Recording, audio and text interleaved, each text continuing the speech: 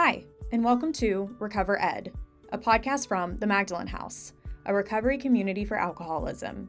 We're a 501c3 nonprofit in Dallas, Texas, lovingly known by many as Maggies. Every first and third Wednesday, we drop a new episode from one of our 3 podcast series. In RecoverED, we share education for the community on alcoholism, our programs, and resources for alcoholics and their loved ones. In each episode, you will get to know more about the disease of alcoholism and the solution. I'm your host, Laura Wilson, a recovered alcoholic and the communications manager here at Maggie's. We're so glad you're here. Thanks for listening.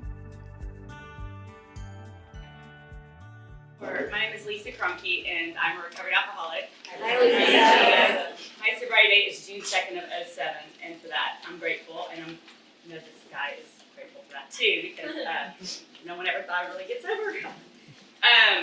What we're going to do here today is we're going to read the Family Afterward, and we've done this before, so we're pretty versed at what we want to do, but we'll read a paragraph or two, depending on how organically how it flows, and then we'll comment back and forth, and then if you could, like Diane said, if you could save your questions, it's really important for you guys to ask questions, because someone will probably have the same question, they'll be too afraid to ask it, so you can be the little role model for that, walking through that fear.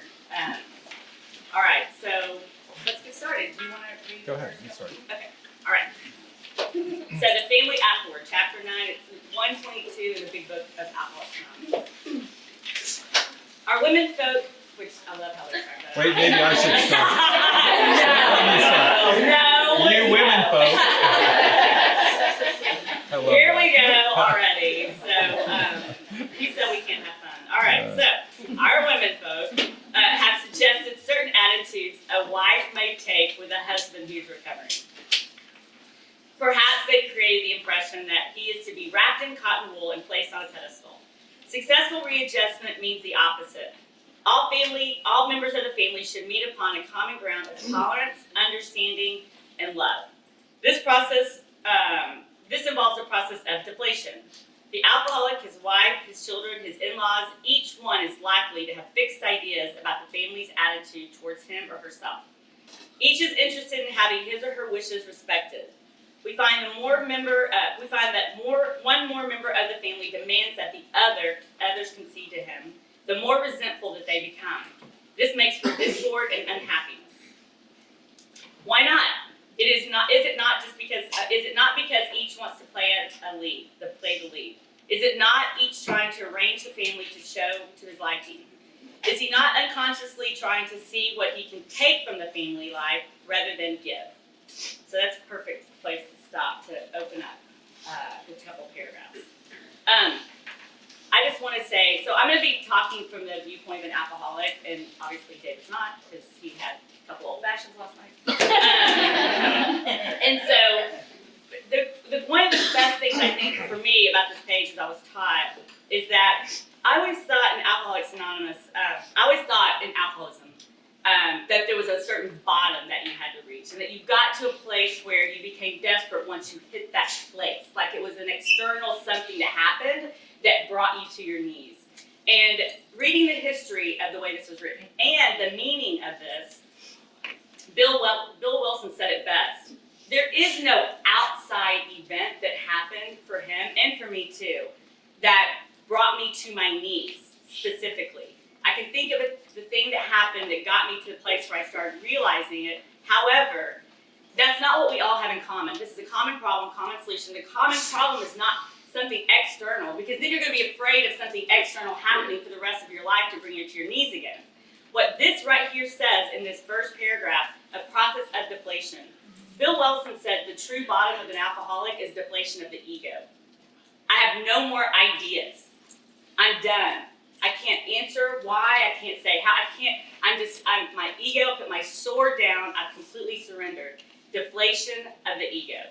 That is the true bottom of an alcoholic. And I can't speak for Al and I, the family member, but I'm sure that Dave had some of those experiences of just wanting to give up.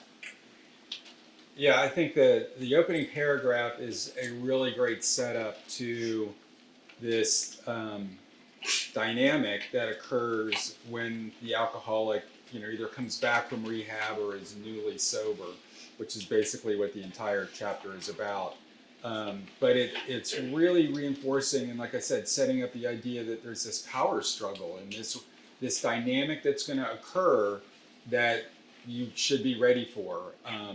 And I think that's where the big book can be useful to both the alcoholic and the family member, because it can kind of help explain and educate this phenomenon that has happened with your alcoholic, which is really hard to believe, frankly, at that point.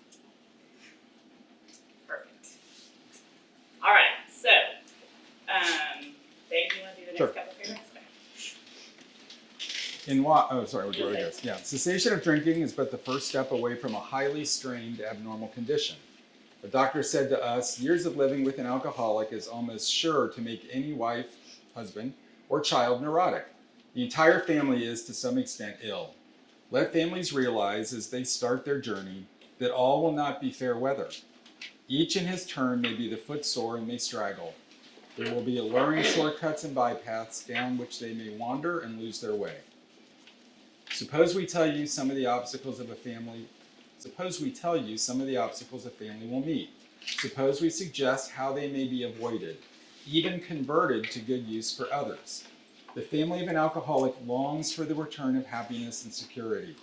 They remember when father/mother was romantic, right? Oh, sorry. That's what it says. Reinforcing that. Pause for laughter. Come on, y'all. Thoughtful and successful. Oh my God. Today's life, wait till we get to the end of the chapter though. It goes crazy. That's right. Yeah, they remember when today's life is all measured against that of other years. And when it falls short, the family may be unhappy. I just want to come from, like I said, from my health standpoint. Cessation of drinking is the first step away from a highly strained abnormal condition. I think that is one of the hardest things for me when I came back into the family, and and we're going to talk about this later in the chapter, I had to change a lot of my behaviors and my activities with the family because I had to slide recovery in. And I did a lot. I was gone a lot in the first 2 years of recovery, like probably 5 nights a week. And my family thought that if I just stopped drinking, that was done. It was like a checkbox. Like, you stop, cessation of drinking is the purpose, right? That's the outcome. And that's what you told us you've done. Let's go back to, go to Chuck E. Cheese and take the kids out and let's just resume our old family. And what it was hard for me to help Dave to understand, and I couldn't tell him how to do it by my actions, is that this was just the first step. It's not what I did in rehab, it's what my success was going to be completely based on what happened once I got out. Yeah, that's a great point. I think as you'll see through the whole chapter, as a family member, it becomes clear that this was written by an alcoholic. It's not written by a family member. It is way too nice. And frankly, neurotic, that is just the beginning of the emotions, negative emotions that I felt and I think our family felt. So in some ways, I'm like, man, you're really minimizing this and trying to kind of get along. However, they really do reinforce that, excuse my French, but it was a shit show before. And the dynamic that occurs now that the person is recovered, it's a long road. And, there's a lot of steps that have to happen and a lot of change, a lot of education like we were talking about. And I think that perspective from a family member is just critical to get educated on, like I said before. I thought I was the only one who was sick. And so if I look over, my son is in the front row, so I'm trying not to look at him. I'm talking about this, but I thought that I was the only one who was sick. And if I got well, everything else would be okay. I didn't realize that I had made the alcoholism, not me personally, the alcoholism had made the entire family sick. It changed our dynamics so slowly that we didn't realize how sick we were until we started to get well. All right, so family confidence in Dad is rising high.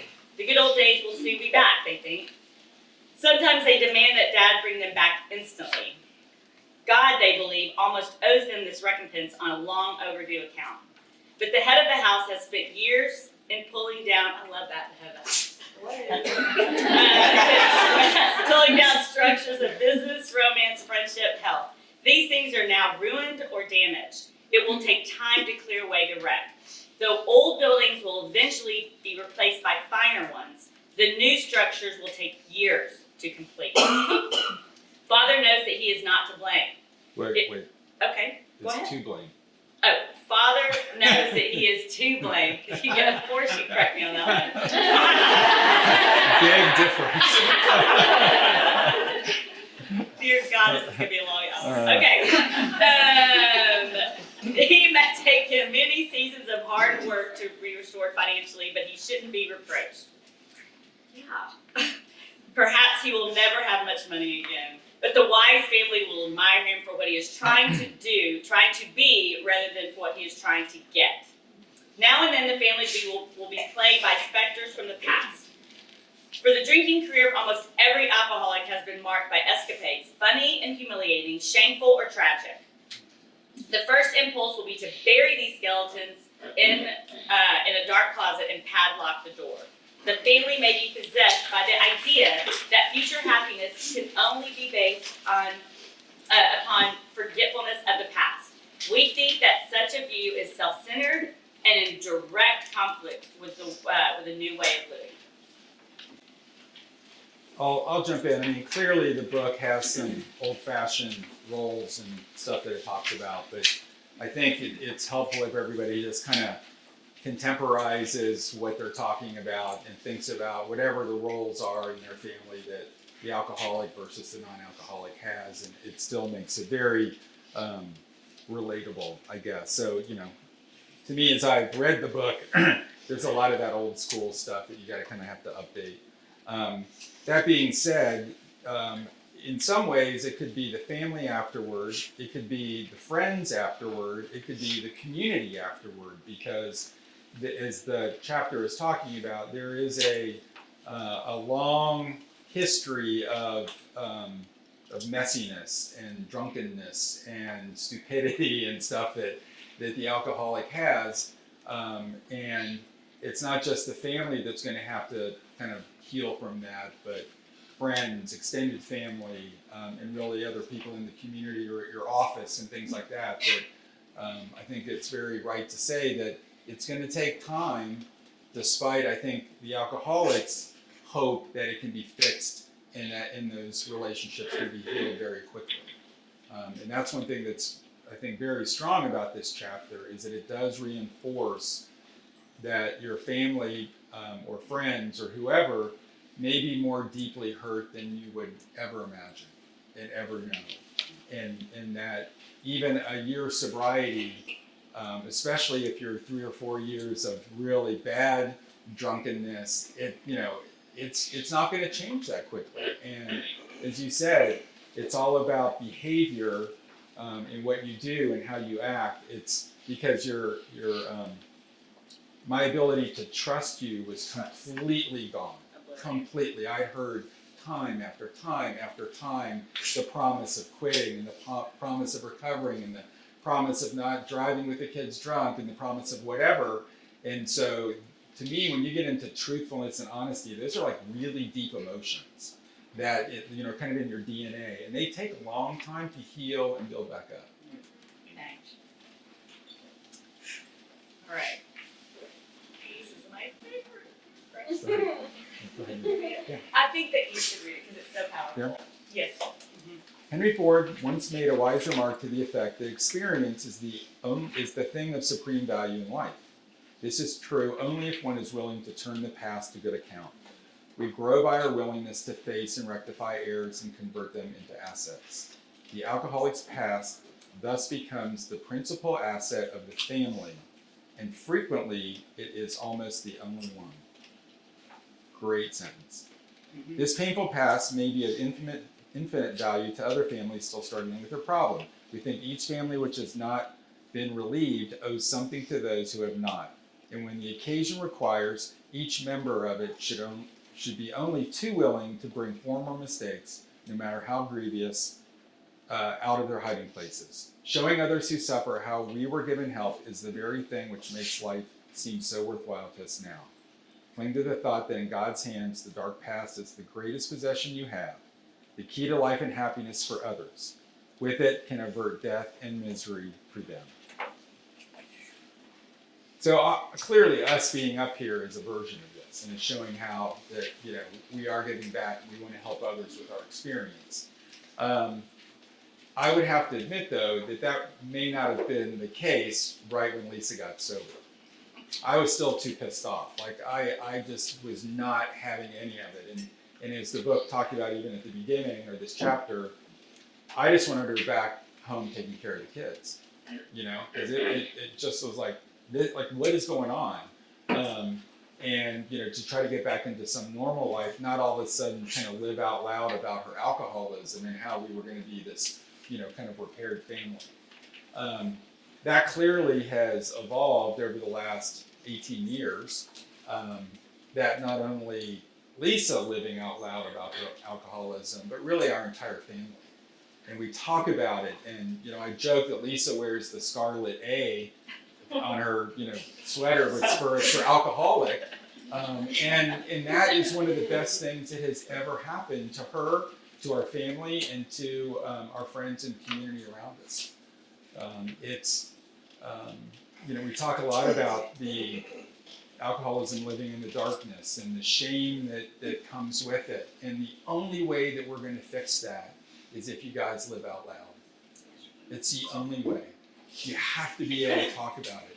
And, you know, you need to be recovered and you need to be healthy and all that stuff. But it really has made such a huge difference in our life, in our family's life, in our extended family's life, and our friends, that, like you said, it's probably one of the most important sentences in the entire book. I just want to reiterate what Dave said, because I remember reading that and getting it and thinking, oh good, this is, you know, my alcoholism is going to become the greatest asset of this family. You see how selfish that is? My alcoholism, my family. You know, I have to remember that God is at the center of this, that there is no pain without a purpose. And I still didn't understand when the shame was going to go away when I first got home. I was under the mistaken thought that if I shared it all with everybody, that the shame would be lifted. And that was selfish and self-centered, because my motives were not pure. I was worried about the shame and not really worried about helping others. And so it took a while for me to convert that to my motives and working one-on-one with people and not going out in a crowd of 100 people and doing that. It was really working one-on-one with a lot of women in the beginning that did that. Because if I'm just trying to get the accolades from a bunch of people going, you helped me with my shame, you know, then my ego gets fed rather than my spiritual journey. And so I just wanted, if you're an alcoholic, be really careful of that, because it feels good when people come up to you and say, you've helped me so much. And if you're not careful, for me at least, I started taking the accolades. I started thinking I was helping you and not God. I'm just a vessel. I'm just a drunk. I have no more power than you guys have sitting in this room if you're an alcoholic. Absolutely zero. I could go to Specs right now and drink again. It's not about that. So that, remember that deflation of the ego that we talked about? It's a constant thing, even 18 years later. It never goes away, because my ego, my obsession to drink wants to take the accolades for your recovery. It makes me feel good. So this is beautiful. I mean, I have a woman that I sponsor that I read this every time, because watch her and her family, the way that they have used this, the way this has come true in their lives, touches me to this day. It is the key to life and happiness for others, but it can never be the motive. It is important. It's possible to dig up past misdeeds as they come into light. A bearable plague. For example, we know situations where the alcoholic or his wife had love affairs. In the first blush of spiritual experience, they forgave each other and drew closer together. The miracle of reconciliation was at hand. Then, under one provocation or another, the aggrieved one would unearth the old affair and angrily cast its ashes about. A few of us have had these growing pains, and they hurt a great deal. Husbands and wives have sometimes been obliged to separate for a time until new perspective, new victory over hurt pride can be rewon. In most cases, the alcoholic survived the ordeal without relapse, but not always. So we think that unless some good and useful purpose is to be served, past occurrences should not be discussed. We families of Alcoholics Anonymous keep few skeletons in the closet. Everyone knows about the other's alcoholic trouble.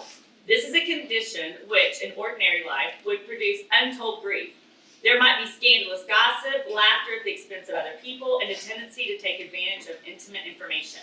Among us, these are rare occurrences. We do not talk about each other in a great deal. We almost invariably temper such talk by a spirit of love and tolerance. How do you want to approach that? Well, a couple things. At first, when I read this, I'm like, well, the sentence about past occurrences should not be discussed, and I'm like, well, that's convenient for the alcoholic. Again, clearly an alcoholic wrote this. I'm like, I got a lot to talk about. I'm going to bring it up for a while. And he did. And I did. And so, it just kind of soured the relationship, frankly, as it talks about. And the irony is that this talks about spending time apart. And for those that know our story, we actually divorced a couple of years after Lisa got sober. And I had my own issues that I had to fix. And then honestly, Lisa's sobriety and her healthiness ended up being so attractive.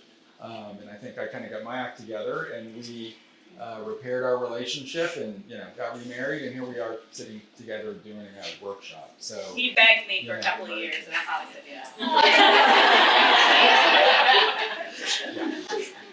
I tell you what, I just want to reiterate this. This is when sponsorship is key. I mean, it saved sanity on both of our parts. It actually helped. It was a tool in us looking at, objectively looking at what he had done and what I had done. I thought what he had done was what was worse than what I had done, and what he thought what I had done was worse than what he had done. I mean, it was really this kind of power struggle again, and forgiveness is key in this. And am I going to walk the walk, or am I just going to talk the talk? And the other thing that we had to think about was our children. We could continue to be angry with each other and blame and throw insults and you did this and you did this and which is worse. And our children, our 4 boys, were watching us the whole time. And I mean, obviously, we loved each other at one point, enough to have 4 children. And we had caused so much damage with his past, with my past, and was it really fair to put them through all of that? I mean, that is the most unselfish thing, is to put, I think for both of us, to put our our animosity towards each other that was incredible. I wish Matt could talk about it, but there was a lot of loud voices. And put that aside, to follow this path with God and forgiveness, it was key for our family. So I want everybody to remember that. There's pain that's caused on both sides. The things that are blocking us from God, it is not any more important on one side or the other. It's just things that are blocking us from God. And my sponsor was key in that. Just because he did dishonest things and he did selfish things does not make them more or less worse than what you did. It's all about blocking us from God. Okay. All right. Where are we? Another principle. Another principle we observe carefully is that we do not relate intimate experiences of another person unless we are sure he would approve. We find it better when possible to stick to our own stories.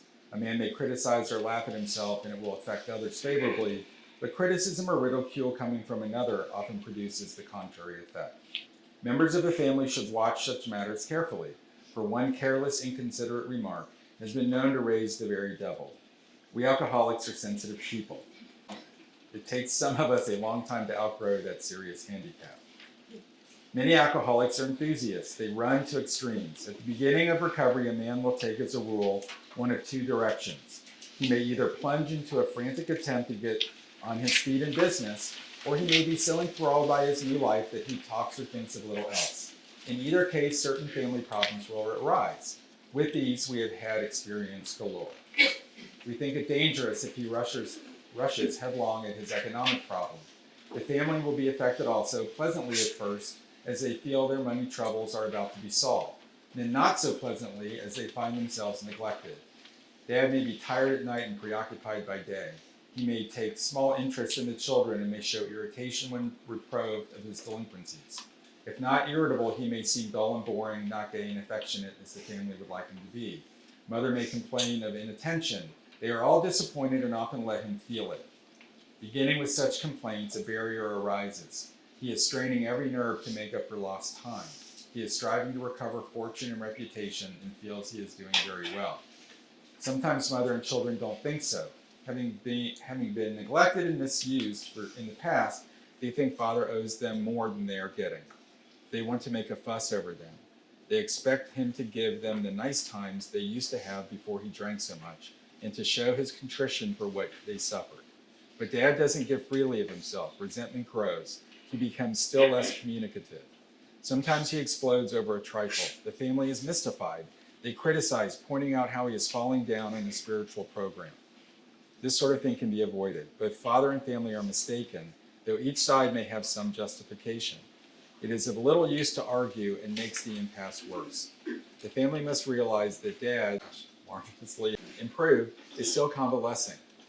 They should be thankful he is sober and able to be of this world once more. Let them praise his progress. Let them remember that his drinking wrought all kinds of damage that may take long to repair. If they sense these things, they will not take so seriously his periods of crankiness, depression, or apathy, which will disappear where there is tolerance, love, and spiritual understanding. Once again, it's written from the perspective of an alcoholic who's basically saying, family, just chill a little bit and be nice to me when I'm in my first, parts of recovery. Easier said than done coming from the family side.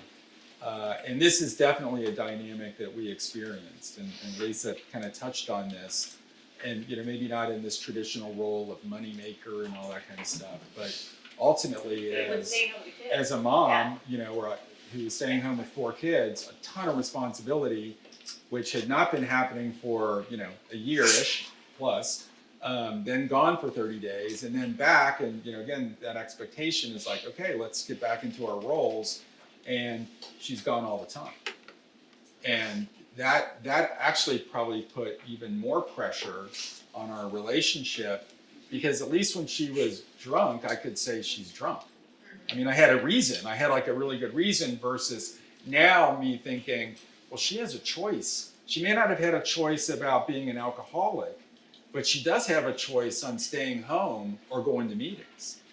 And she's picking meetings. And I'm like, this is, bull. This is just not acceptable in the way I, in my head, had defined what I thought the relationship should look like. So I guess my point being to family members, understand that dynamic, think about that dynamic. As an alcoholic, think about that dynamic. And there is definitely some balancing that has to occur depending on your family situation.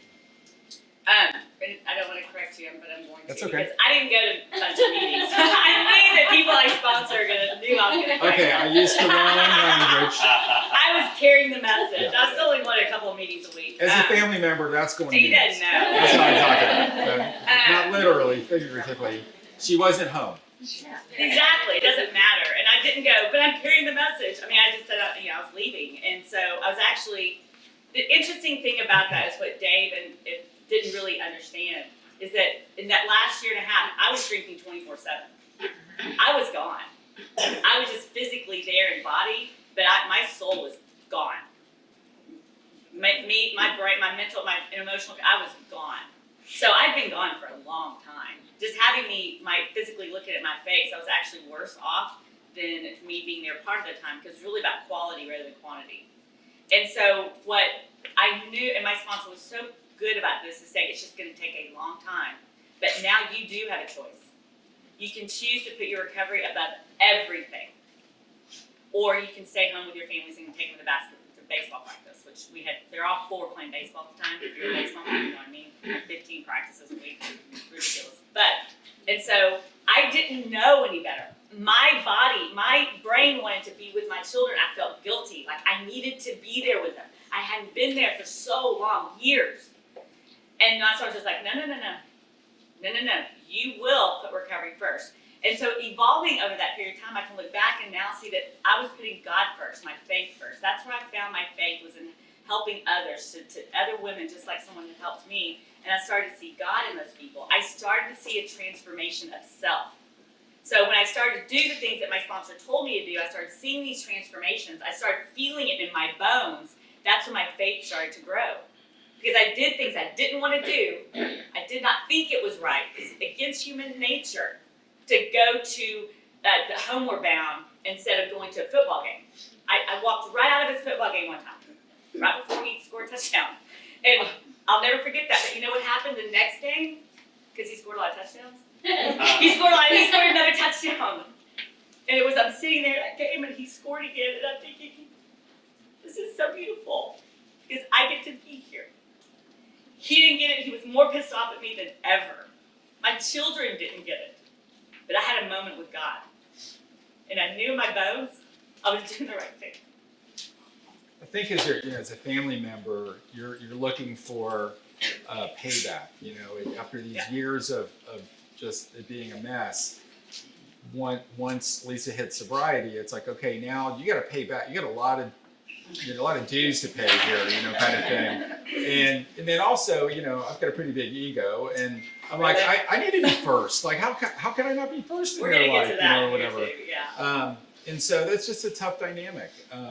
But I think over time, and you alluded to this, as a family member of an alcoholic, you really have to believe that it's quality over quantity in terms of time. And if you don't, then you're probably not going to be with that person.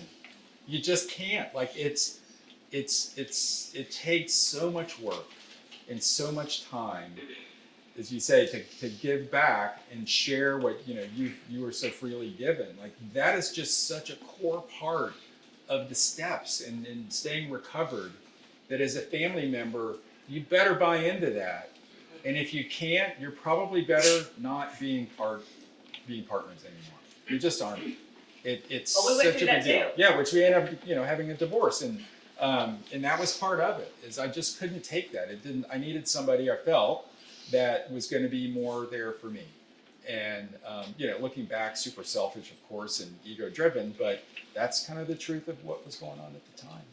I think that's why it's really important to have community, and that's why I love the Magdalen House, is because we create a community where you never feel like you're alone in a silo.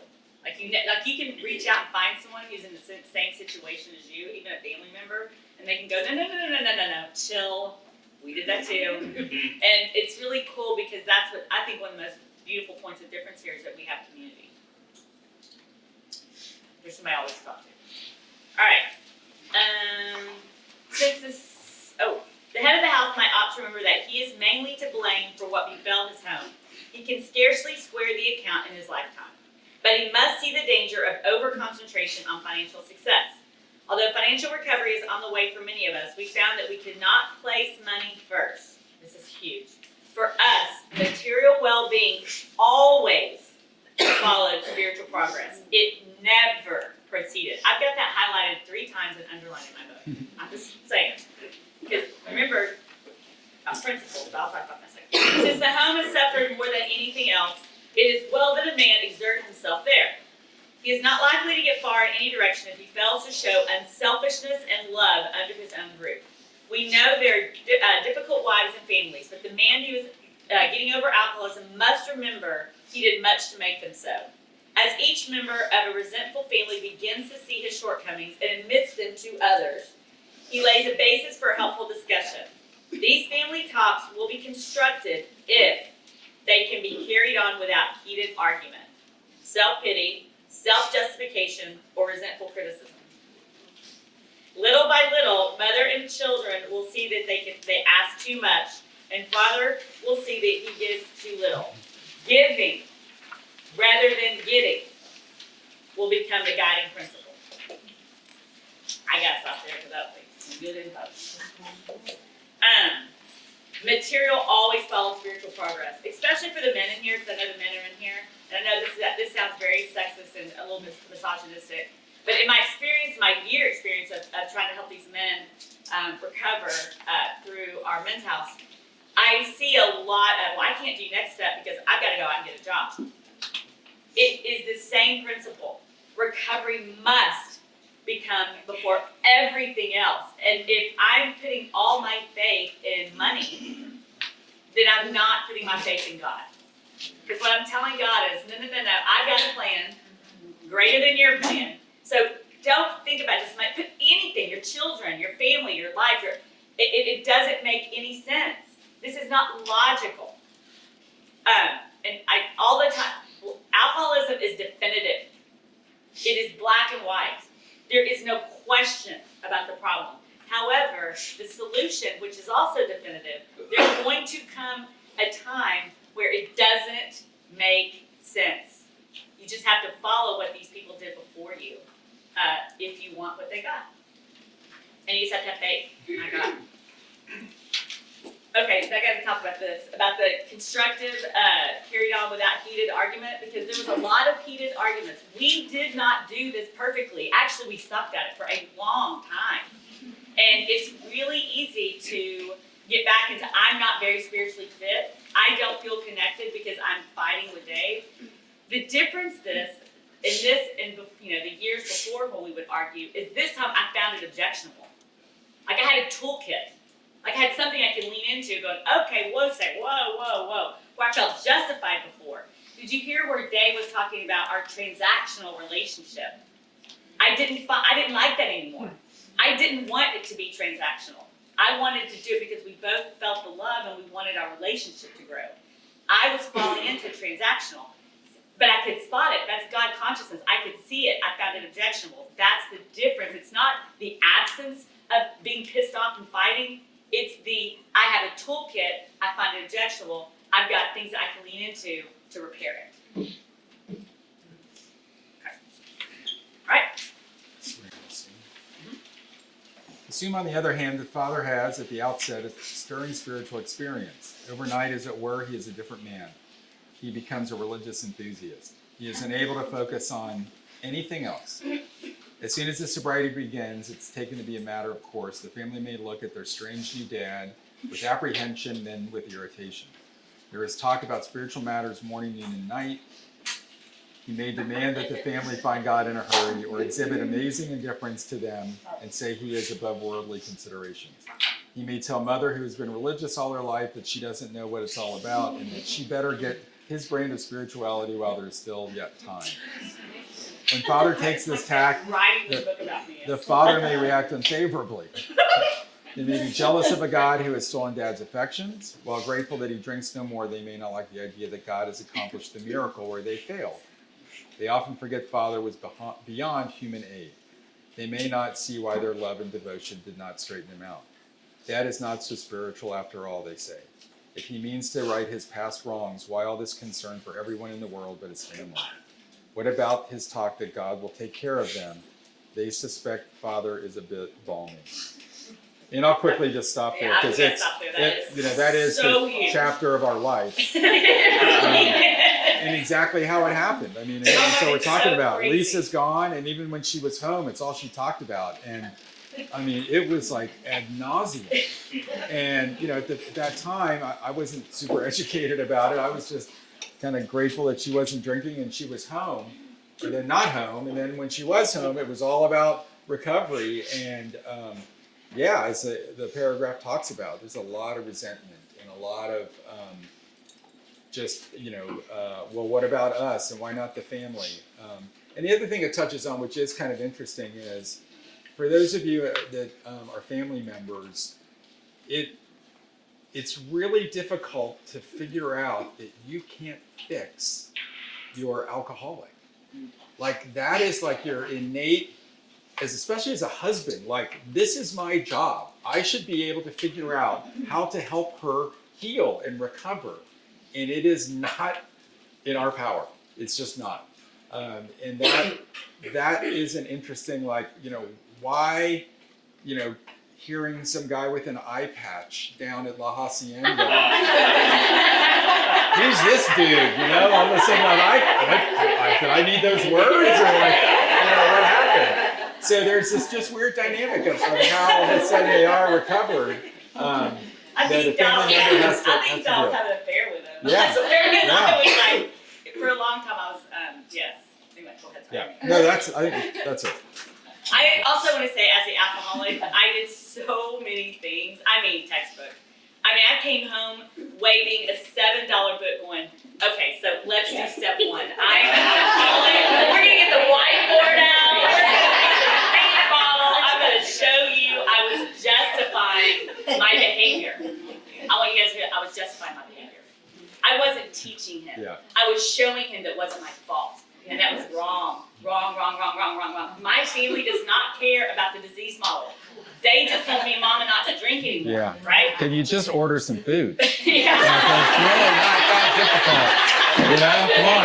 You don't even have to make it. Just order it. You know, please. The other thing I want to say is that how dare me come home and from years and thousands of dollars spent, time, all the income that he worked so hard for, and I'm spending it on IOPs and rehabs and just throwing it away, coming home, promising drunk, desired chips, 3 months, oh my, it was a nightmare. I come home and say a $7 book saved me. That is so insulting.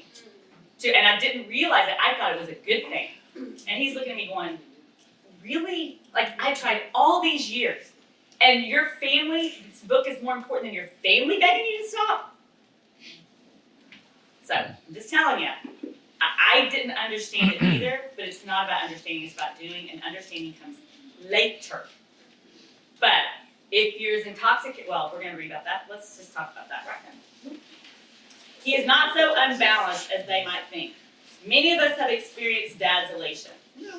We have indulged in spiritual intoxication. Like a gaunt prospector, belt drawn and over the last ounce of food, our pick struck gold. Joy at our release from a lifetime of frustration knew no bounds. Father feels like he has struck something better than gold. For a time, he may try to hug the new treasure to himself. He may see at once that he has barely scratched a limitless load, which will pay dividends if he only minds it for the rest of his life and insists on giving away the entire product. I just want to say this from an alcoholic standpoint. I always thought spiritual intoxication was a good thing until my sponsor said intoxication of any kind is not good. I became obsessed with recovery. Now, the book talks about that's not the bad place because you swing back and you get neutral. But when I'm telling you, I became more obsessed about recovery than I almost did with my drinking. And it came back down to neutral, but that's not healthy either. I was unbalanced. And I didn't see it for a long time until after we got divorced. But it all worked out fine, obviously. But if you're a family member, know it's a phase. It's a phase. But it's really a beautiful phase to the alcoholic inside. There's nothing that's the loneliest disease known to man. And when you crack that and you see some sunlight here in your soul, it really is an unbelievable feeling after being dead for so long. And it feels good. I just put something in face. It goes away, and we get back to normal. All right. I'll keep reading. If the family cooperates, Dad will soon see that he is suffering from a distortion of values. He will perceive that his spiritual growth is lopsided. That for an average man like himself, a spiritual life which does not include his family obligations may not be so perfect after all. If the family will appreciate that Dad's current behavior is but a phase of his development, all will be well. In the midst of an understanding and sympathetic family, those vagaries, parallel, of Dad's spiritual infancy will quickly disappear. Okay, I got ahead of myself. Sorry about that. That's reading ahead and commenting ahead. Go ahead. The opposite may happen should the family condemn and criticize. Dad may feel that his years of drinking has been placed him in the wrong side of every argument, but that now he has become a superior person with God on his side. Oh yeah. If the family persists in criticism, this fallacy may take a still greater hold on Father. Instead of treating the family as he should, he may retreat further into himself and feel like he has spiritual justification for doing so. Though the family does not fully agree with Dad's spiritual activities, they should let him have his head. Even if he displays a certain amount of neglect and irresponsibility towards the family, it is well to let him go as far as he likes in helping other alcoholics. God, this is such a juxtaposition here. It's crazy to me that we live this. During those first few days of convalescence, this will do more than anything to ensure his sobriety. Though some of his manifestations are alarming and disagreeable, we think Dad will be on a firmer foundation than the man who is placing business or professional success ahead of spiritual development. He will be less likely to drink again, and anything is preferable to that. Oh my gosh, this is absolutely crazy that this book was written in 1935. I can't get over it, or 39. A couple quick thoughts. So one is, it definitely was not just the first days of convalescence. It was weeks and months and years, and that is a lot longer than days. It was. And so that as a family member is tougher. It's just a lot tougher to manage through. And the other dynamic, which is interesting, is there is this, well, for some recovered, when you were recovering, I guess, early on, there's a little bit of that holier than thou attitude that can come with that. You know, there is this connection all of a sudden to God or your higher power and all that, which in my case was a huge contrast to, I had my own spiritual maladies and issues and stuff. And so part of our dynamic that was so tough was that you were so connected and so intoxicated with it, and had this obsession with it, which I'm like frustrated about and resentful about. But the other part is, a family member, it kind of makes you look in the mirror.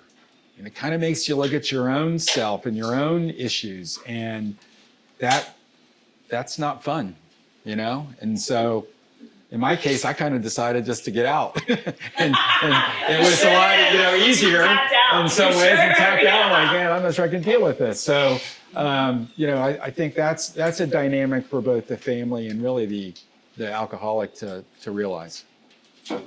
Okay. And the other thing too is that this intoxication, he still didn't want what I had. He didn't want what I had as an alcoholic drunk, and he certainly didn't want to have it as this intoxicated person who was telling him what to do. That he'd been going to church his entire life, and I was telling him that was not right. Belief is different than dependent. I mean, all the stuff I say to you guys growing up here. Well, I mean, I was like on mother load, overload with him. He was the guinea pig for that all. Period. You're welcome. I get a little overexcited up here. No. I do. Okay, so where were we? I just want to say one more thing to the guys here, because I know we have for the man who's placing spiritual or business or professional success ahead of spiritual development, it's so hard. And I've had that happen the last year and a half in my life, working with these men more than anything. It's just, I just want to pound this. It's against what's ingrained to you since the day you were born to provide. And it's the opposite of that. And we've had more success with men who've done this, obviously, than the others. So. Okay, those of us who have spent much time in the world of spiritual make-believe have eventually seen the childishness of it.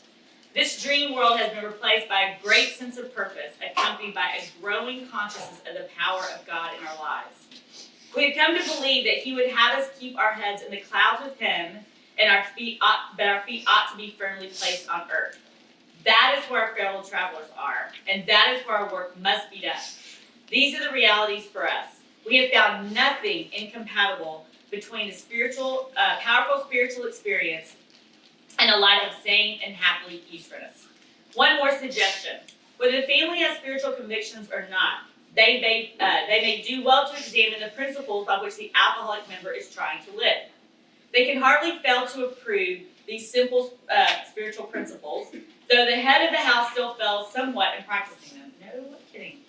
They will help the man who is off on a spiritual tangent so much as the wife who adopts a sane spiritual program, making a better practical use of it. All right, I'm going to stop there. I just want to say, this kind of reminds me of the benevolence a little bit, if you're an alcoholic, you know what I mean? But that it read that paragraph, that your feet will firmly planted on earth again, and your head will still be in the clouds, but you'll have a little bit of both. And that's when it's not, your life is not my life. It did not transform when I got home and I stopped drinking. My life transformed 2 or 3 years after I got recovered, when that balance started to become, and that's when my life became a kaleidoscope of color. The color in my life happened when the balance happened. And it was the most beautiful thing. It didn't happen when I became spiritually awakened. The awakening happened when my life became balanced and I started seeing color again. I'll never forget that. I always thought it was supposed to come immediately, and it didn't. But I had to go through that phase. That's why it's a phase. And then the most beautiful things started happening after I started walking the walk and not talking the talk. There will be other profound changes in the household. Liquor incapacitated father for so many years that mother became head of house. She met these responsibilities gallantly. By force of circumstances, she was often obliged to treat father as a sick or wayward child. Even when he wanted to assert himself, he could not, for his drinking placed him constantly in the wrong. Mother made all the plans, gave the directions. When sober, father usually obeyed.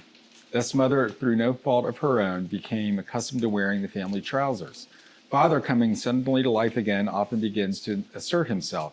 This means trouble unless the family watches for these tendencies in each other and comes to a friendly agreement about them. Drinking isolates most homes from the outside world. Father may have laid aside for years all normal activities, clubs, civic duties, sports. When he renews interest in such things, a feeling of jealousy may arise. The family may feel they hold a mortgage on Dad, so big that no equity should be left for outsiders. Instead of developing new channels of activity for themselves, mother and children demand that he stay home and make up the deficiency. At the very beginning, the couple ought to frankly face the fact that each will have to yield here and there if the family is going to play an effective part in the new life. Father will necessarily spend much time with other alcoholics, but this activity should be balanced. New acquaintances who know nothing of alcoholism might be made and thoughtful consideration given their needs. The problems of the community might engage attention. Though the family has no religious connections, they may wish to make contact with or take membership in a religious body. Alcoholics who have derided religious people will be helped by such contacts. Being possessed of a spiritual experience, the alcoholic will find he has much in common with these people, though differ with them on many matters. If he does not argue about religion, he will make new friends and is sure to make new avenues of usefulness and pleasure. He and his family can be a bright spot in such congregations. He may bring new hope and new courage to many a priest, minister, or rabbi who gives all his to a minister to our troubled world. We intend the foregoing as a helpful suggestion only. So far as we are concerned, there is nothing obligatory about it. As non-denominational people, we cannot make up others' minds for them. Each individual should consult his own conscience. So to me, what I just read, it kind of reinforces the same thematic that we were just talking about. It really is about trying to find a balance between, recovery and family. The role reversal is, I think, very common, depending on who was the one that was drinking. I picked up a lot of slack. Actually, Lisa's friends picked up a lot of slack in terms of motherly duties. And I think what's interesting is, in a lot of cases, you did kind of just take orders of what to do because it's like, I can do this and then I can go drink. Like, I just need you to tell me what to do and then I can go back to, to the closet. So I think this is very, it just kind of reiterated the same thing about balance, though. I want to say one thing that happened, probably because he's sitting here, but when I always had a very close relationship with my children, very close, and Dave worked 70, 80 hours a week.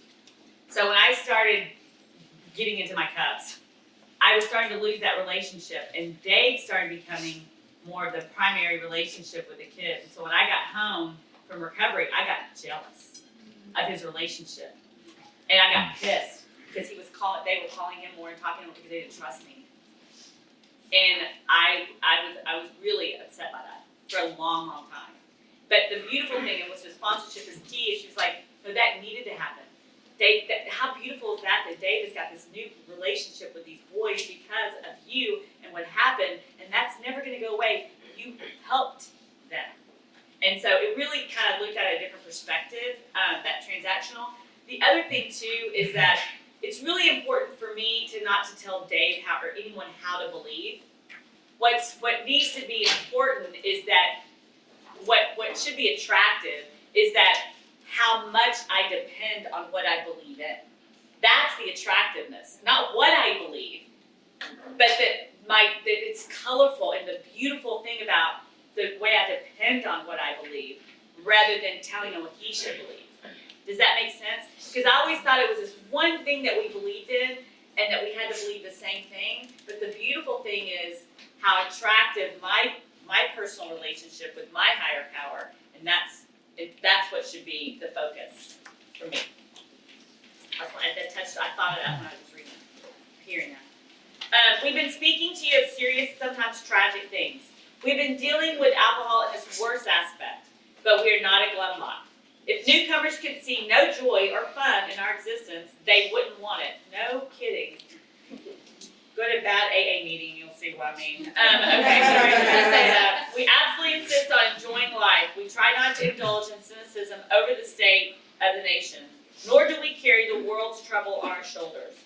When we see a man sinking in the mire that is alcoholism, we give him first aid and place what we have at his disposal for his sake. We do not recount and almost relive the horrors of our past. But those of us who have tried to shoulder the entire burden and trouble of others find we are soon overcome by them. So we think that cheerfulness and laughter make for usefulness. Outsiders sometimes shocked by when we burst into merriment over a seemingly tragic experience out of the past. But why shouldn't we? Why shouldn't we laugh? We have recovered and have been given the power to help others. I gotta stop there. If you're an alcoholic, you know why. That is just the most beautiful promise. One of the most beautiful promises of this entire chapter. That we've recovered and been given the power not to not drink. This whole thing is about not drinking. It is about, I've been given the power to help others. How are you going to use that? And that, to me, was transformational. I always thought this was about not drinking. And for them to say that I don't have the power. I've been given the power if I continue to do this every day.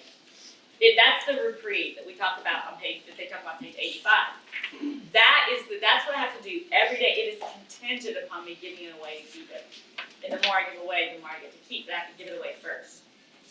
That was what I was looking for. That transformation. And I tell you what, the first time my kids, we were out on vacation, I'll never forget it, and they jumped up on a coffee table and started making fun of me dancing, because I used to get drunk and jump up on a coffee table to dance. It sounds a lot more romantic than it was. It was not. Anyway, whatever, I'm not going to go into details of that, but the first time they jumped up on there and started making fun of me, it was beautiful. And I would have been so pissed off had I been not recovered, because they were making fun of me. And then to get up there and do it, and then I could get up there and do it, I was like, it was really fun. And that's the difference. The details are the same. God changed me, not my circumstances. Everybody knows that those in bad health and those who seldom play do not laugh much. So let each family play together or separately as much as their circumstances warrant. We are sure God wants us to be happy, joyous, and free. We cannot subscribe to the belief that this life is a vale of tears, though it once was just for that many of us. But it is clear that we made our own misery. God didn't do it. Avoid then the deliberate manufacture of misery. But if trouble comes, cheerfully capitalize it as an opportunity to demonstrate His omnipotence. Yes, up there.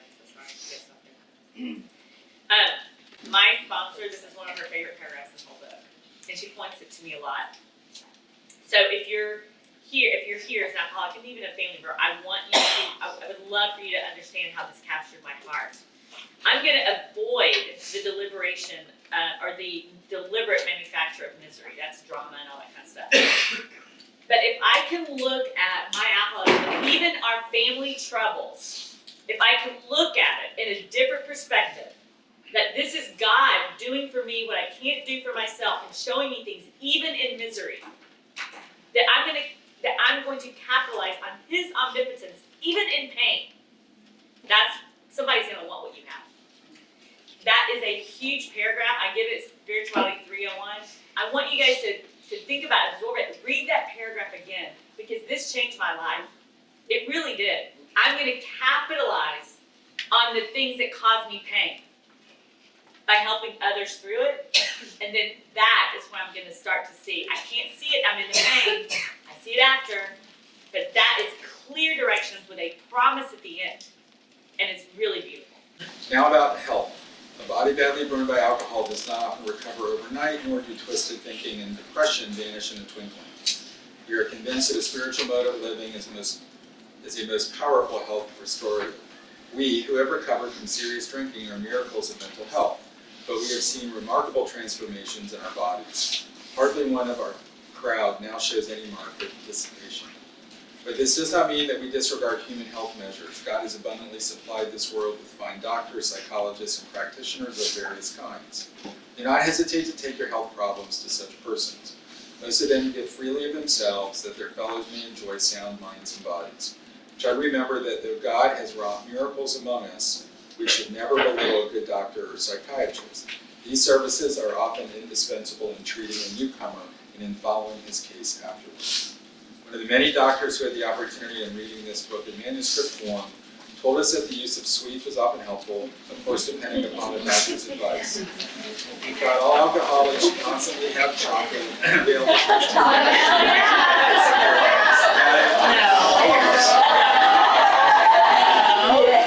He added that occasionally in the night a vague craving arose which would be satisfied by candy.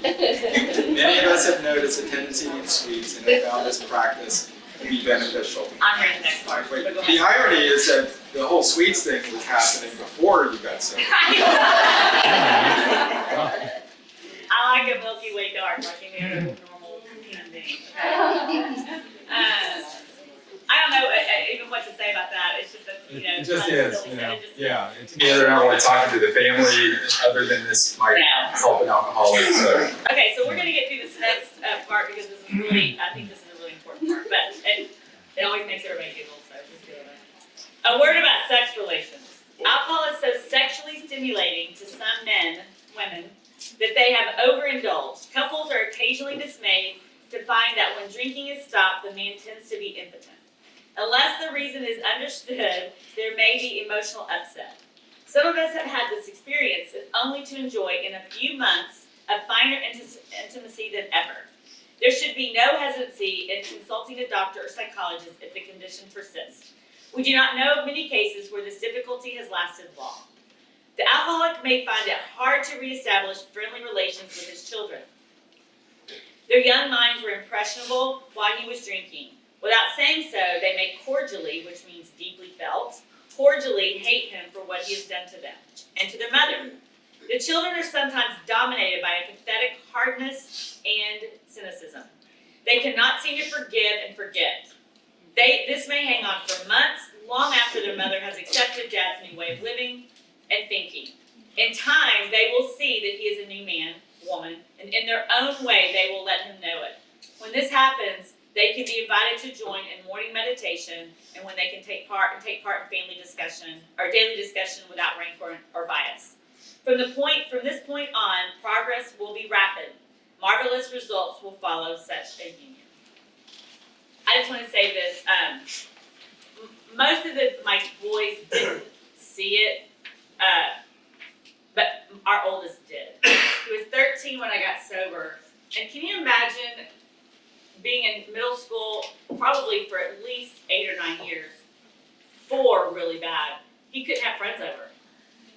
He didn't have his adolescent years, not like normal, at all. And not only that, but he was helping with the other kids. He was helping raise them. And so I get sober, come home, and he's like, really? I am pissed. It took years. And we do a workshop, his name was Drew, and we do a workshop up here. He remembers it vividly to this day. I pushed him in a pool one time. Whatever. Matt will still laugh about it because, and it was so bad. It was really bad. It was a really bad occurrence between Drew and me. And he still is a little bit of, remember that time you told me you were going to send me to Mexico, and he like thought I was going to. We got, physical. So it takes time. It may never take time, but he uses that story to help other kids his age. He uses that story to show that the pain can be overcome. And so I'm just telling you that it's going to take a long time with the children. More so, because,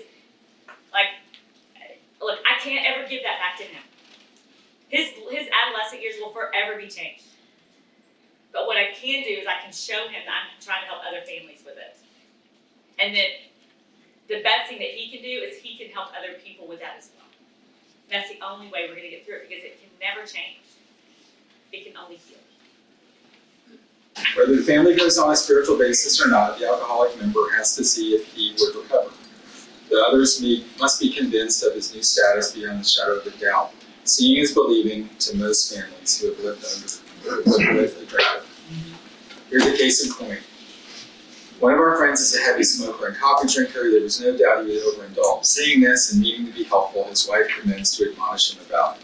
He admitted he was overdoing these things, but frankly said he was not ready to stop. His wife is one of those persons who really feels there is something rather sinful about these commodities. So she nagged in her intolerance, finally threw him into a fit of anger. He got drunk. Of course, our friend was wrong, dead wrong. He had to painfully admit that and mend his spiritual fences. Though he is now a most effective member of Alcoholics Anonymous, he still smokes and drinks coffee. But neither his wife nor anyone else stands judgment.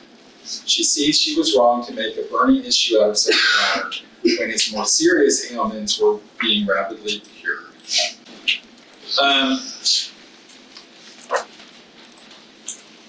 First paragraph couldn't be any truer, that it's all about behavior and action, and as a family member, there's going to be doubt, lingering doubt for a long time as to whether this is real deal. Like, are you really recovered or not? And in fact, you kind of may look for slip-ups. Like you're just waiting for that shoe to drop again, because that was your life of kind of how you live. So that's a very real and interesting dynamic. The whole coffee smoker thing seems a little weird, but ultimately, you trade one addiction for another. Is it, whoever wrote this paragraph trying to have an excuse to do something different, do something that they wanted to do, whatever. I guess, pick your poison. If a lot of alcoholics smoke or, do whatever, it's, again, pick your battles. I think from a family member, you should be grateful that there's sobriety there and recovery, to a point. Just leave it there. So I have a divergent kind of opinion about that, but I think that this is not about the details of smoking, it's the details of dishonesty and the resentment and the selfishness that occurs in that moment.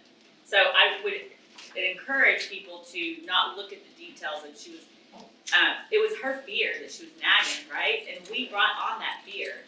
Her nagging did not cause him to drink again. That was obviously lack of a step one experience, right? We all, as alcoholics, know that. No one can cause us to drink again. So don't be confused by that paragraph as an alcoholic one and throw that in your family's face. You nag me again, I'm going to drink. If you do that, I will find you and I will because that is not the case. If that's the case, we just dissolved everything this whole workshop stands for. No one can disturb me unless I allow it. Everybody needs to remember that, family and alcoholic. So this is truly, for me, it's step one. That's what that looks like. She backed off because she could see that you can't control it, you can't cure it, you can't, all that manifestation stuff. And so it was really not about the details of whether he stopped smoking or what all that. It's really about selfishness, self-centeredness, dishonesty, fear on the alcoholic's part, all that stuff. But then when you put all that aside and when you come together and it's, me and you versus us, and the us is the most important, then it quits becoming transactional. It really is about spiritual growth.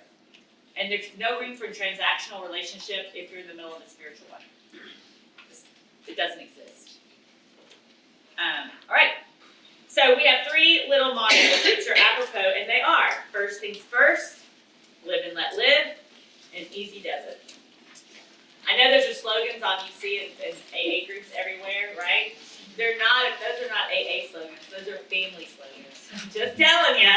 So don't get that confused, but those are family motto slogans. The one thing I just want to say before you guys get all your questions and stuff is, real quickly, this is not about mistakes that we make in relationships. It's not about lack of mistakes. It's about how you repair them. That's the difference.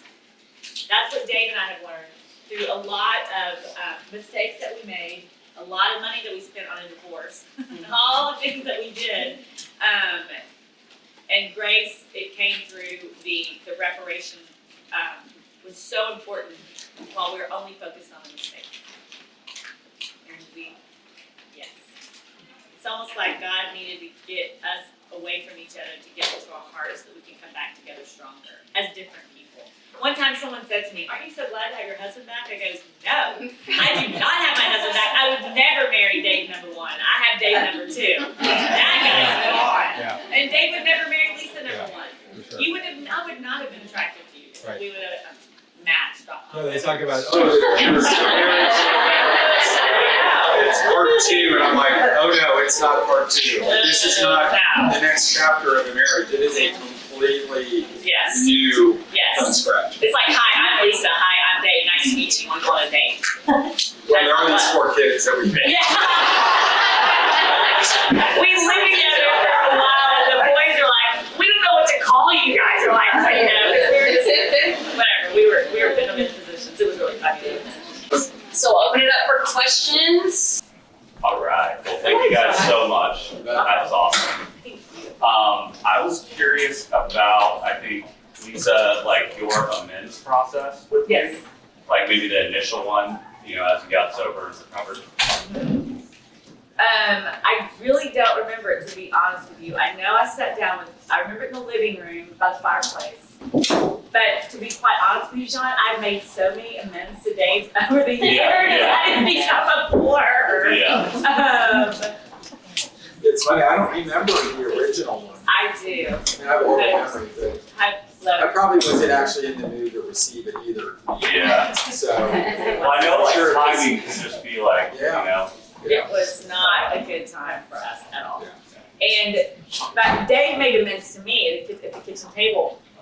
That was more of a shock than anything, because he was like, "I'm not following spiritual principles. This is weird, and you got the deep end, like, I'm out. You're like, you're in a cult now, right?"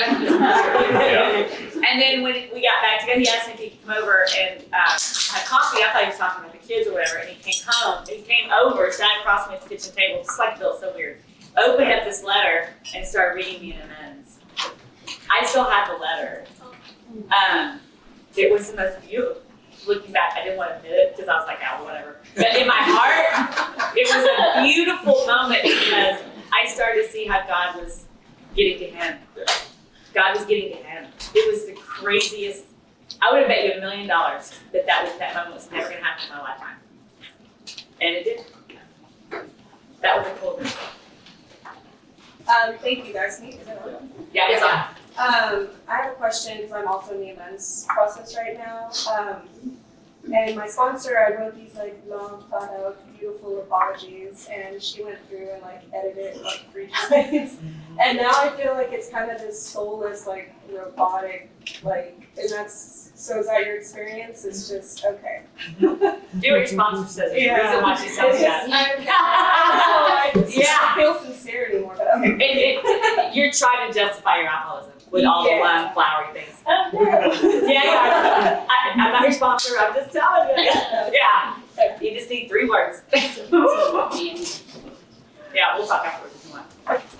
Thank you, Lisa and Dave, so You much. I love You're welcome. listening to you guys talk. Hi. I'm Mandy, alcoholic.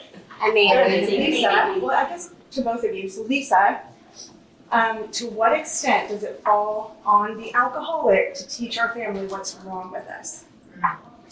That's a great question. I think at the age where my kids were, I definitely taught them about the disease model. I definitely taught them about the body and the mind. I didn't do it. I did, like Jake was 7, Drew was 13, and they're all in between. But I definitely taught Dave. I mean, I'm all joking about it. I came home and I did say, I'll teach him that.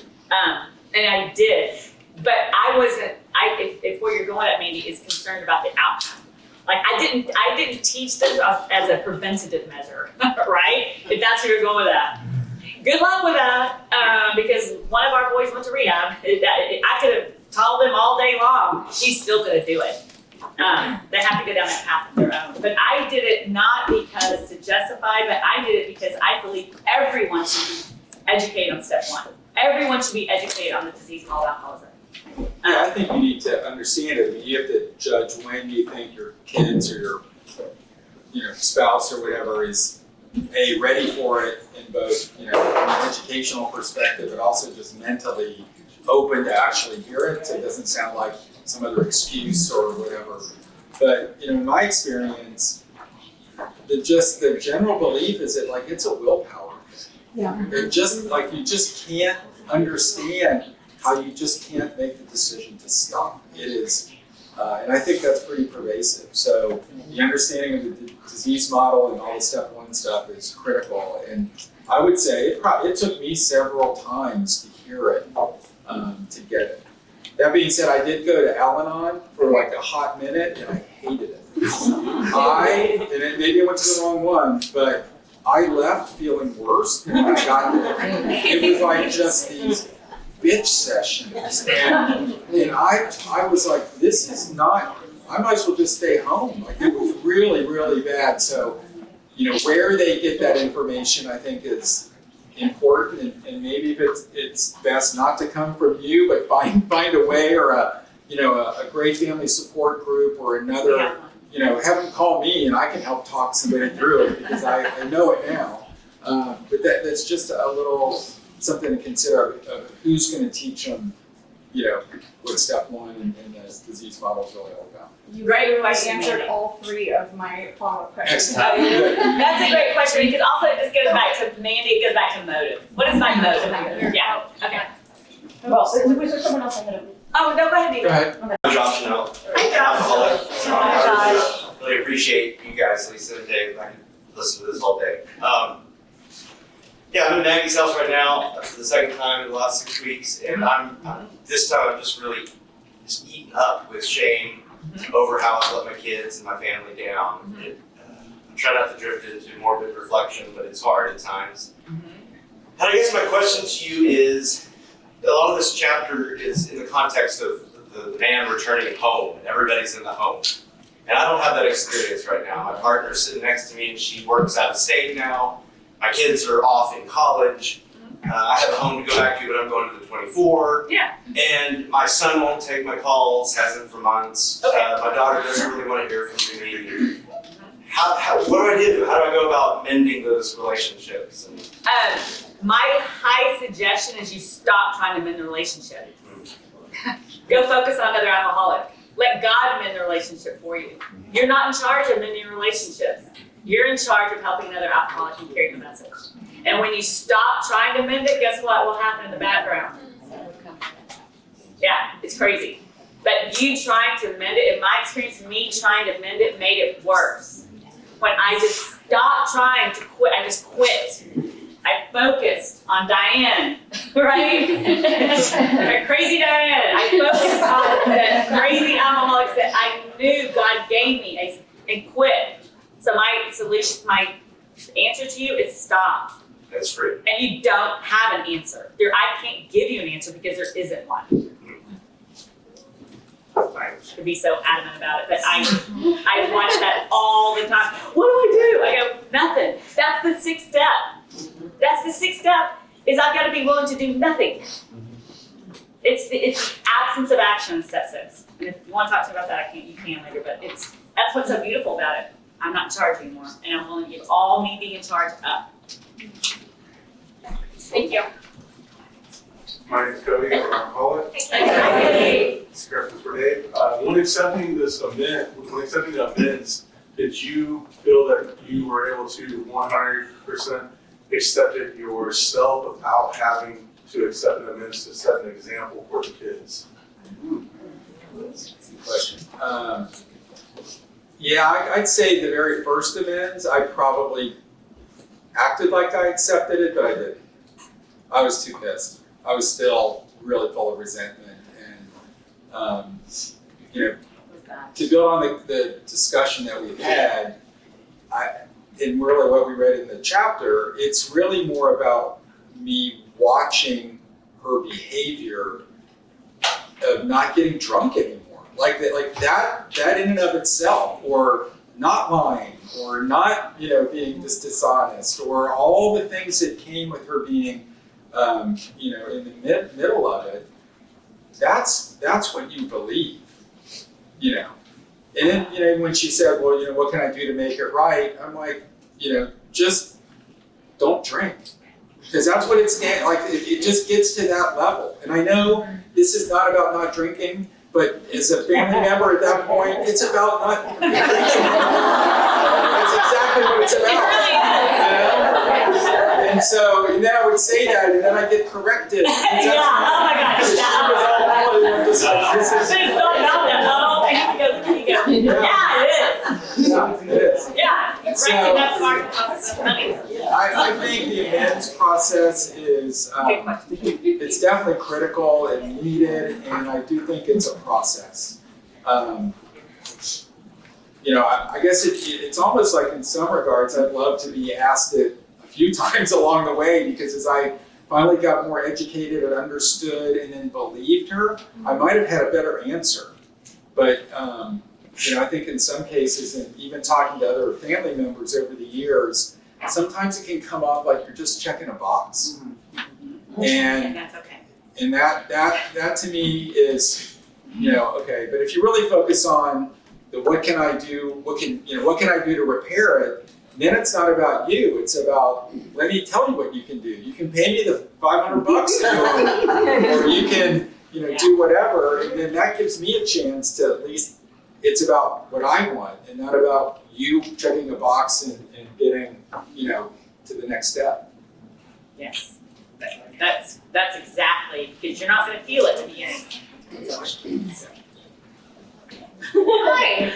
Hi. So today, y'all have talked about the family afterwards through the perspective of the alcoholic and the spouse. So I'm curious if the principles in this chapter could apply to other dynamics, and if you have any experience with that. Oh, yes, we do. I just want to touch on that. It's a great question. So at age 19, our son came to us, let me back up a little bit. Our son, we started seeing the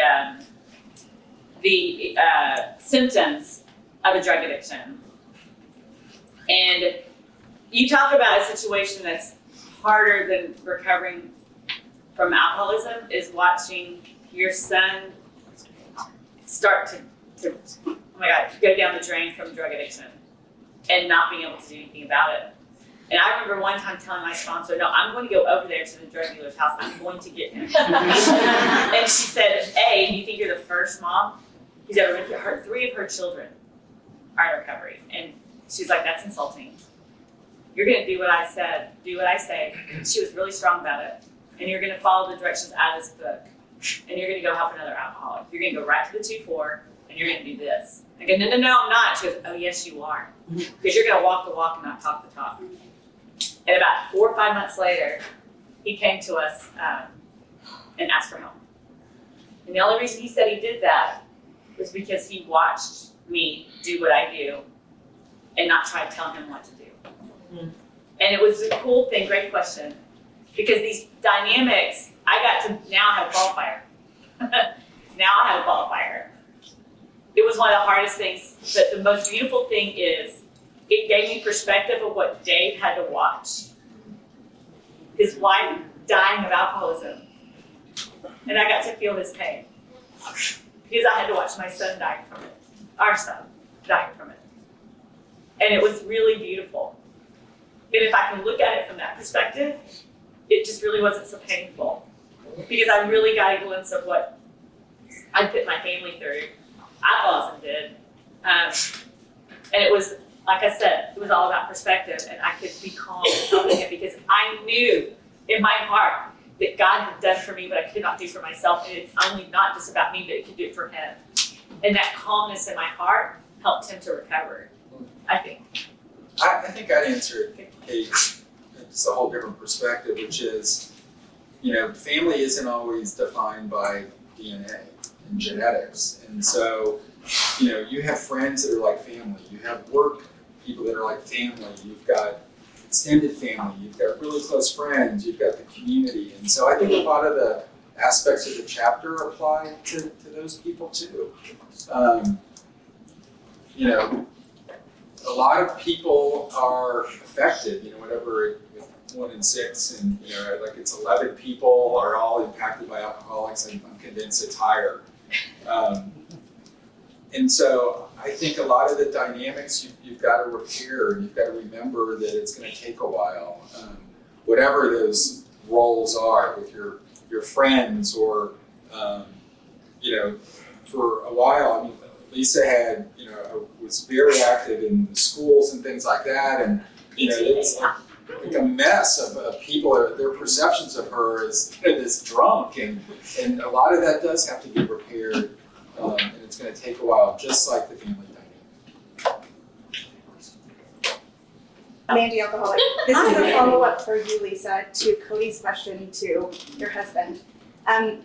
Knowing that he didn't accept it, and I know for me, in my experience, when I've tried to make amends to people who are resentful and they don't accept it the way I think they're supposed to accept it, because I want to control everything, I'll have a reaction if I'm not spiritually well. Yes. How did you react? And knowing you and knowing how you are so God-reliant, I'm not trying to make you cry, how did you, besides just praying and leaning on God, how did you handle it? So I want to go to a different amends than Dave's. And I made amends to my mom, and it did not go well at all. She even sent me an email follow-up just in case I didn't know what she said. That was one of the most painful moments, in my life, because I vividly remember it. And it came to me in that moment that I don't know if I'm a human being capable of ever repairing that. God can, but I can't. And that to me is an amends that will live with me forever. I don't know how to get past that other than just going out and helping another alcoholic, because sometimes you just don't get past it, and that's got to be okay. And that's okay. Yeah, because I don't know. I can't say. I don't think it will ever be repaired. I really don't. It's my mother. But all I can do is go out and try to help another alcoholic and try to be the best mother that I can possibly be to my children. I think that whole dynamic made me a better mother. I really believe it did. And sometimes that's what a sponsor will say, maybe that's it. It's because it will never be repaired, but what you can do is you can be a better mom and learn from it. And I will take that to my grave. The question is for Dave. I think as alcoholics, we often get asked, when was the moment that you stopped thinking about drinking? And as alcoholics, especially when we start feeling better after 2 weeks, we want our families to know it. Did you have the equal moment as a family member when what was the moment that you realized, oh, this is real this time, and she really means it? I bet it could have been a year. I mean, to think back at that time, because it was a couple of years of pretty active, I'm gonna quit and not quit, I'm gonna quit, I'm not, and so not having full visibility or even understanding of what happened at La Hacienda and exactly what she was, doing in terms of recovery when she got back, I didn't believe it, because I just heard it too many times. So I don't remember if there was just a moment that, it might be like your other answer, where it just little by little over time, you're finally like, okay, it looks like it's going to stick. But I bet at least a year, at least, which I felt was pretty frustrating. Especially for Lisa, who was convinced in her head that she's done. Like, she's done. I got it. Like, I'm working the program, I'm doing this, and I'm done, and I'm excited about it. And we're like, really? Yeah. Go. And that also is very difficult on the relationship, because I'm not believing her, and I'm not that you want the alcoholic to fail, but there's just a lot of distress there. And he was still mean to, he was being mean to me. I mean, he was. It was it wasn't like, oh, I'm so glad you're sober and hugging me. He was like, yeah, no. And I was getting pissed. Like, you how were long mean does when this you were take? drunk, and so I was trying to get back at you so you'd remember. I was a very, mean drunk. Very. So for Lisa, what tools from this program for when like conflicts and things come up in the house or like at home, what program do you use today still? Oh, that is such a good question. And I'm going to give you an example, and then we'll probably have to end it here. But there was one time where Dave and I were arguing. And I go, okay, you know what? I'm going to pause. And he looked at me and goes, really? You're going to pause again? I remember vividly. And I go, yeah, I am. I'm double pausing now. Because he started to get to know the Big Book. When we got back together, he went to several Big Book studies with me for a year and a half. And so I would say, okay, I'm going to pause right now. And he would go, and he would throw it in my face. Like, he started to know the Big Book. And I'm like, oh, great, now. And he's like, I can't even get away with sliding one in, like how we do sometimes. I would say today, that is probably one of the most effective ways to just dissolve, conflict, is to pause. And you may probably hear this in therapy or whatever, but it's ultimately what was so important at that moment, like the next morning or the next day, it's not. It's just not. And so we use that a ton. We just use it a ton. And it almost comes naturally now, where right when you get into it, you're like, this is like, just pause. And then, if it really requires conversation, then when you have it, you're actually in a much better mindset and framed. Everything changes. And the action is not pausing, the action is praying. Okay? So I just wanted to say it back up. I don't just walk away. I walk away to talk to God because I got some things to say. Well, I walk away and say stuff. I go have a drink next time. That's what I do. He actually really does. Go to the bar and I'll go to God. And here we get this transaction, which is more effective, God or old fashioned? I'm like, I don't know. It works for both of us, so we're gonna leave it there. That's a great question. But I do pause. We do pause a lot. We pause a lot. Anybody else? Yeah, I think the wrap up. Can I wrap up with one more question though? Oh yeah, for both of y'all. So what does life today look like, and how do you nurture your relationship now? And what advice would you give to couples, family members, and friends going through this similar journey? It's awful. Don't want to be here. No. I think the theme through the chapter and from what we said today is it takes time. It takes education and understanding from both parties. It takes a willingness from both parties to want to repair and want to live a more healthy life together. And it's like a lot of things. Lisa didn't become an alcoholic overnight. It was a slow burn that got into it, and then it kind of lit up like a rocket. But it's still, and it's going to take a while to get out of it. So, Lisa's 18 years sober. That's a long time. And so I don't think for a minute that our relationship now should be what someone who's a year sober and with a partner of 3 or 4 years, it's just not gonna, you're not gonna be able to emulate that. The time between education and understanding and that just changes everything. So, be patient. And at least for us, we had to take a break.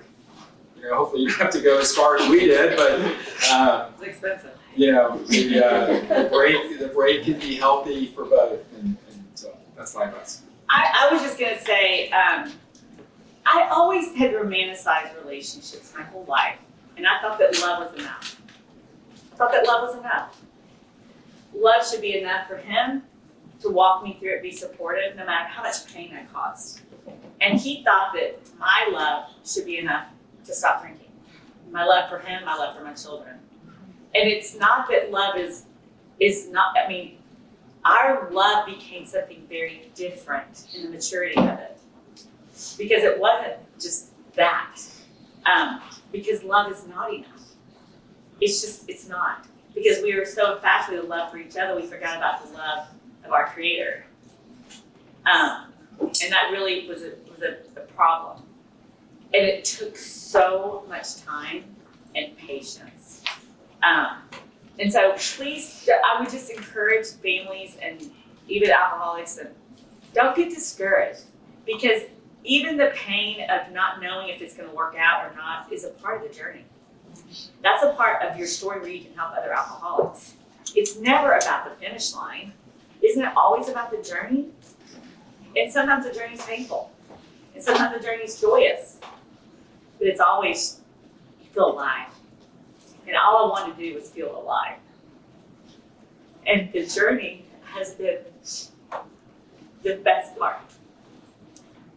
And I can't believe I'm saying that, because so many times there was so much pain, sober. But looking back, I never felt more alive and just so grateful. So I know it's painful for both parts, but never forget you're alive and that we get to be a part of again. And that it will always work out exactly the way it's supposed to. Thanks for listening to RecoverED. If this episode has offered hope, clarity, or comfort to you, please consider making a donation to the Magdalen House. By paying it forward, you help make sure the next alcoholic gets the same chance, completely free. You can give anytime at magdalenhouse.org. We release new episodes every first and third Wednesday, so be sure to tune in. Want to learn more or stay connected? Visit magdalenhouse.org or find us on social by searching The Magdalen House. The Magdalen House is a privately funded 501c3 nonprofit in Dallas, Texas, and every program we offer is possible because people like you choose to give. Thank you for helping us change and save lives.